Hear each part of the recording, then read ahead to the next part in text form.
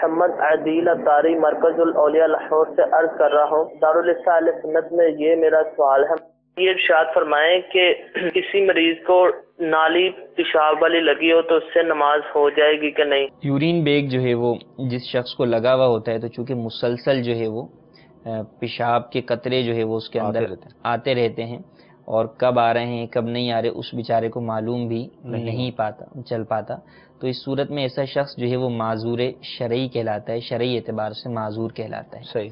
معذور شرعی وہ ہوتا ہے کہ ایک نماز کا وقت شروع ہونے سے لے کے آخر تک اس کو کوئی ایسا عذر لاحق ہے جو اس کا وضو توڑ دیتا ہے، صحیح، اور وہ جب بھی نماز پڑھنے کے لیے کھڑا ہوتا ہے تو اس عذر کی وجہ سے اس کا وضو ٹوٹ جاتا ہے۔ صحیح ہے۔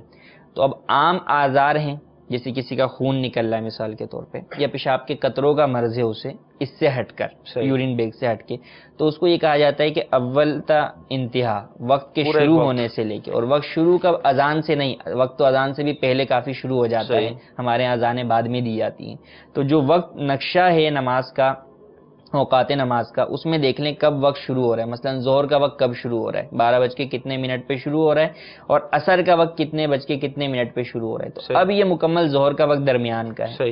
اس وقت میں ابتدا سے انتہا تک وہ اس بات کی کوشش کرے کہ میرا یہ عذر رک جائے اور میں نماز پڑھ لوں۔ وہ کوشش کرتا رہتا ہے لیکن اس کا وہ عذر نہیں رکتا، بار بار وضو ٹوٹ جاتا ہے۔ تو اب آخر وقت کے اندر اسے شریعت مطہرہ کہتی ہے کہ آپ اسی عذر کی حالت میں نماز ادا کر لیں۔ پھر آئندہ وقتوں میں اگر ایک مرتبہ بھی اس کا وہ عذر پایا جائے گا تو وہ شرعی معذور ہوگا۔ اب جو شخص شرعی معذور ہو گیا اس کے لیے حکم یہ ہے کہ نماز کا وقت جب ختم ہوگا تو اس کا وضو ٹوٹ جائے گا۔ نماز کا وقت ختم ہونے کے بعد وضو کرے، اور اگلی نماز کا وقت ختم ہونے سے پہلے تک اس درمیان میں وہ جتنی چاہے نمازیں پڑھ سکتا ہے۔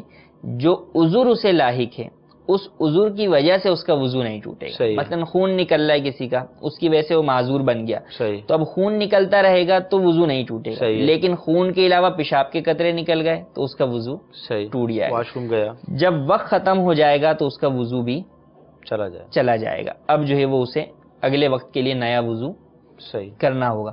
اور چونکہ یورین بیگ والے کا تو مسلسل ہی جو ہے وہ اس کا معلوم ہوتا ہے، تو یہ جو ہے وہ معذور شرعی جو ہے وہ قرار پاتا ہے، تو یہ بھی یہ کرے کہ ایک وقت کے اندر وضو کر لے اور اس وقت کے اندر جتنی نمازیں چاہے پڑھتا رہے۔ اس پیشاب کے قطرے یورین بیگ میں جانے کی وجہ سے اس کا وضو نہیں ٹوٹے گا، البتہ نئے وقت کے لیے اسے دوسرا نیا وضو کرنا ہوگا۔ صلو علی الحبیب صلی اللہ تعالی علی محمد۔ مجھے اپنی اور ساری دنیا کے لوگوں کی اصلاح کی کوشش کرنی ہے۔